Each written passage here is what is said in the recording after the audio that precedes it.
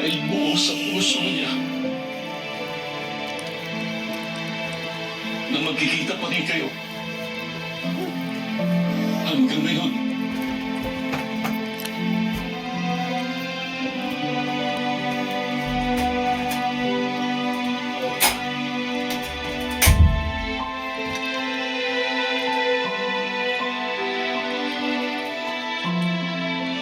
Matilde.